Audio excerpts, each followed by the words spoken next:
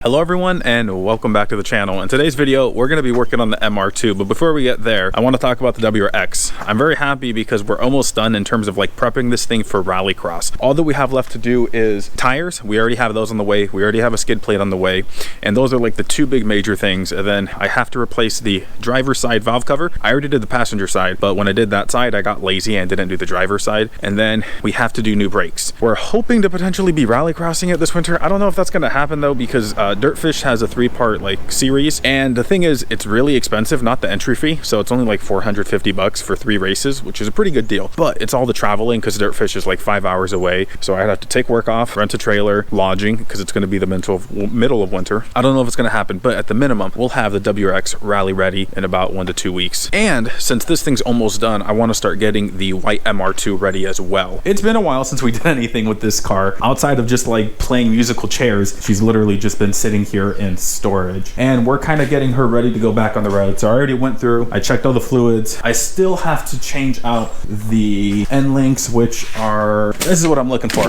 We got to do the end links because the rear end links on this car are really bad. Once we get the WRX done, the plan is to shift my attention to the white MR2, and I'm going to do the water pump and all that good stuff because it's been about 5 years since I did it, which I did it right when I got the car. And one of the other things on top of all that maintenance is that I want to fix the coolant leak, but this thing has a full gas tank and I don't really want to drop the tank with a full tank. So my plan is put the end links in, I'll drive it around for a week or two so the gas tank's low, and it's going to make my life a little bit easier. We're going to get started with the end links, and then after that I think a lot of it is I have too much spare time this winter, but I kind of want to test fit the old wheels that I had for this that were super aggressive, because I'm rethinking about visiting some type of similar setup potentially. We'll see though.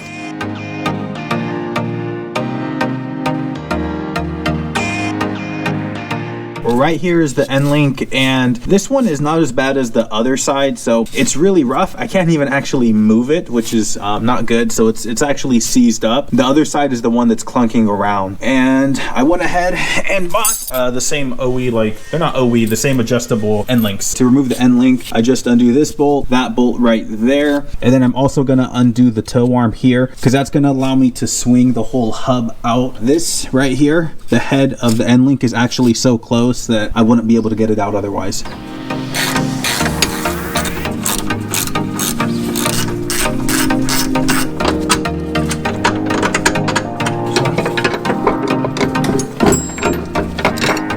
Right here are the new ones. As you can see, these move pretty freely, no issues there. On this bad boy, which is the old one, these are actually seized up and they don't want to move.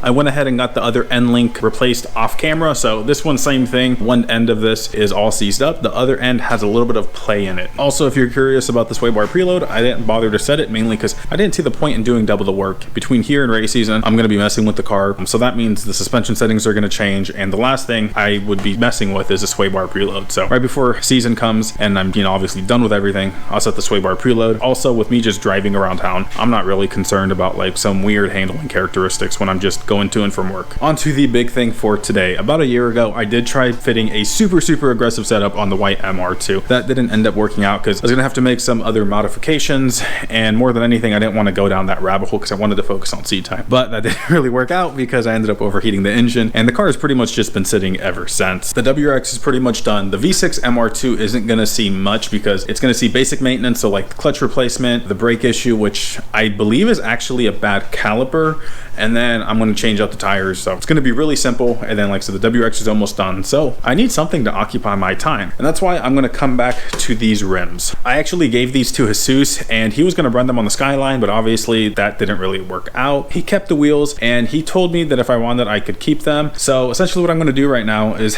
test fit them. The last time I tried to fit that sticky setup on, I had issues because it was touching the coilover. Also, it was hitting the inside of the wheel well.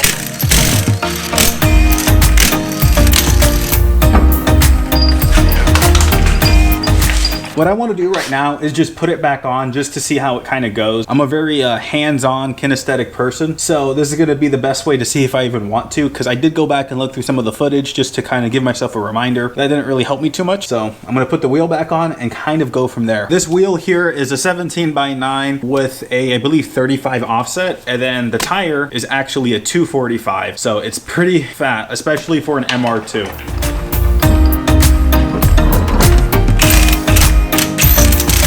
I got the wheel on and clearly it's hitting. Actually, one second, I'm gonna turn the steering wheel to kind of check. It seems like it's actually barely rubbing the coilover. I know it may be tough to see. Right up there at the very tippy top, the coilover is barely touching the rim, or the tire more like it. I went ahead and already took off the wheel, and I do kind of actually want to note that the reason I'm trying this specific setup again is because I don't honestly have the money to go spend like $1,000 on RPF ones when I already have these wheels, because in order to get like an aggressive setup like this to fit, I know I will need to buy different top hats and then adjustable strut rods, and I'm gonna have to hammer out a little bit more. So if I'm able to use this setup, it makes things a lot cheaper and something that I can actually do. I know if I fit this, I'm going to have to hammer out this stuff a little bit more to make it fit, especially at full lock. There doesn't seem to be any rubbing issues up here, but under like stress and load, I do wonder if I may have to trim this up a little bit. I already don't have a wheel liner in this car because it wasn't a wreck. So when I got it, there wasn't any wheel liner there. The biggest issue that I'm facing is because of the offset, the rim, or I guess the tire, is actually touching the coilover right here. But what makes me optimistic about this is that if I was to get a new top hat, it would actually push the coilover in about 3/4 of an inch. I actually have smaller crash bolts, so this is an OE size. I don't know my sizing, but this is 2 sizes smaller than OE, whatever that is. I got this off of Toys R Us. So if I put the smaller crash bolt in, I should be able to bring the wheel back out. The other thing I will have to do is that I'm gonna have to roll the fender, or probably the better way to put it is pull it, because it's gonna need a little bit of extra clearance there. But I don't mind doing it to this fender because, well, this car is in a wreck. I think I've mentioned that in this video. And so this fender here is actually like half Bondo, and it's not a very good fender. So if there was ever a fender to like modify, it would be this one. I do have a couple weeks before I decide though, mainly because I want to do like the timing belt and all that stuff before I start getting into the suspension things, because I honestly just think it'd be really dumb of me to go put all this money into the car just to have the engine that overheats still. It makes no sense to me. I know we didn't do much today, but I actually feel really accomplished because this gives me a clearer picture of pretty much what I might do over the next month or two. I would actually love to hear your opinions on the matter, because I personally think it will actually end up fitting and I can make it work, but it's always good to hear a different opinion. That's all we got for today. Thank you guys for watching, and see you guys in the next video.